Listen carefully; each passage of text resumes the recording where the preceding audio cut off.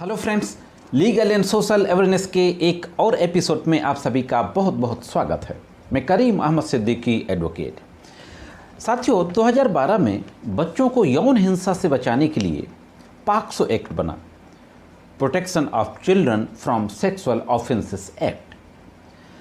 POCSO act बनने के बाद पिछले कुछ सालों से कई ऐसी घटनाएं भी आ रही हैं कि पॉक्सो एक्ट का भी दुरुपयोग हो रहा है।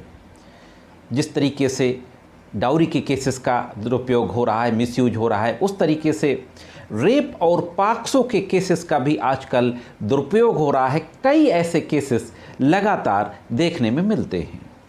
मैं ये नहीं कहता हूँ कि जेन्युइन घटनाएं नहीं होती हैं, निश्चित तौर पे जेन्युइन घटनाएं भी होती हैं, लेकिन दुरुपयोग इसका किस तरीके से होता है कि अगर किसी पड़ोसी से कोई झगड़ा चल रहा है, किसी बात को लेकर के किसी व्यक्ति से कोई दुश्मनी हो गई और घर में अगर कोई छोटी बच्ची है तो लोग उस छोटी बच्ची के साथ यौन हिंसा का आरोप लगा करके भी रिपोर्ट दर्ज करा देते हैं। हालांकि यह जो टेंडेंसी है, यह जो प्रवृत्ति है कि अपनी व्यक्तिगत रंजिश में घर के छोटे बच्चों का इस्तेमाल करना, वो भी उनके ऊपर यौन हिंसा का झूठा आरोप लगा करके, यह टेंडेंसी जो सोसाइटी में आ रही है बहुत ख़तरनाक आ रही है। मैं फिर यहाँ पे कहूँगा कि इस तरीके की जो जेन्युइन घटनाएं होती हैं कि उनकी जितनी भर्त्सना की जाए वो कम है और उनको कड़ी से कड़ी सज़ा मिलनी चाहिए, और इस कानून का भी यही मकसद था। दोस्तों, इसी तरीके का एक पॉक्सो का मामला मुंबई हाई कोर्ट पहुँचता है, जिसमें आरोपी को सज़ा कर दी गई थी और मुंबई हाई कोर्ट के द्वारा अभी 14 अगस्त 2024 को उसमें फैसला सुनाया गया। तो आज के इस एपिसोड में उसी फैसले के बारे में बातचीत करने जा रहा हूं। बहुत महत्वपूर्ण जानकारी है, जुड़े रहे आखिरी तक। देखते हैं कि पूरा मामला क्या था और फाइनली मुंबई हाई कोर्ट की बेंच के द्वारा किस तरीके का जजमेंट पारित किया गया। साथ ही उस मामले के जो फैक्ट थे, एक महिला के द्वारा एक व्यक्ति के विरुद्ध यह आरोप लगाते हुए एक एफआईआर दर्ज करा दी जाती है कि उसकी नाबालिग पुत्री पास में एक समाज के मंदिर गई हुई थी। वहां के सामुदायिक हाल में उस व्यक्ति ने उसकी पुत्री के साथ यौन उत्पीड़न किया, और यह आरोप लगाते हुए पॉक्सो और इंडियन पेनल कोड की धाराओं में उसके विरुद्ध एफआईआर दर्ज करा दी जाती है। एफआईआर दर्ज होने के बाद विवेचना होती है। विवेचना के दौरान मामला सही पाया जाता है, उस आरोपी की गिरफ्तारी भी होती है और मामले में चार्जशीट आती है। चार्जशीट आने के बाद चार्ज फ्रेम होता है और ट्रायल चलता है। ट्रायल के बाद जो स्पेशल पॉक्सो कोर्ट होती है, जिसको कि हम ट्रायल कोर्ट कहते हैं, विचारण न्यायालय, उसके द्वारा आरोपी को सज़ा सुना दी जाती है, कन्विक्शन कर दिया जाता है। अब इस कन्विक्शन आदेश के विरुद्ध ट्रायल कोर्ट के द्वारा जो सज़ा का आदेश किया गया था, उसके विरुद्ध मुंबई हाई कोर्ट के समक्ष एक क्रिमिनल अपील दाखिल की जाती है। तो देखते हैं दोस्तों कि मुंबई हाई कोर्ट में किस तरीके का आर्गूमेंट होता है और मुंबई हाई कोर्ट के द्वारा कौन सी महत्वपूर्ण टिप्पणी की जाती है और किस तरीके का आदेश दिया जाता है। दोस्तों, जो मामला था criminal appeal number 185/2021 Vijay Manohar Rao Jawanjal versus state of Maharashtra. पूरी डिटेल आपकी स्क्रीन पर है। इस मामले में मैं आपको बताता चलूं कि उस महिला ने जिसने कि एफआईआर लिखाई थी, पीड़िता की मां ने, उसने ये भी कहा था कि जब मैं वहाँ पे पहुँची सामुदायिक हाल तो मेरी बेटी खेल रही थी।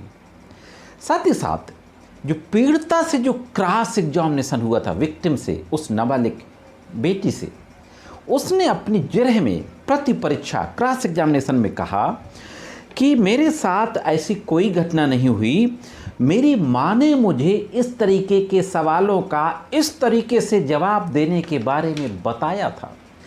आरोपी के नाम को भी माँ ने रटाया था, क्या गवाही देनी है, ये सारी बातें मुझे मेरी माँ ने बताया था। क्रॉस एग्जामिनेशन में उस नाबालिग पीड़िता के द्वारा इस तरीके के जवाब दिए जाते हैं। इस सारी एविडेंस को देखने के बाद जो ट्रायल कोर्ट में हुई थी, क्रॉस एग्जामिनेशन को देखने के बाद मुंबई हाई कोर्ट की जो बेंच थी, जस्टिस गोविंद सनप, उनके द्वारा बहुत ही महत्वपूर्ण टिप्पणी की जाती है। पहले तो ये कहा जाता है कि महिला ने कहा कि वो वहाँ गई और उसने पाया, जो वादिनी थी पीड़िता की माँ, उसने पाया कि उसकी बेटी वहाँ पर खेल रही है। ध्यान देने वाली बात यह है कि अगर यह आरोपी द्वारा पीड़िता के साथ कोई मानक लागू करके ऐसा कृत्य किया गया तो यह एक गंभीर कृत्य था।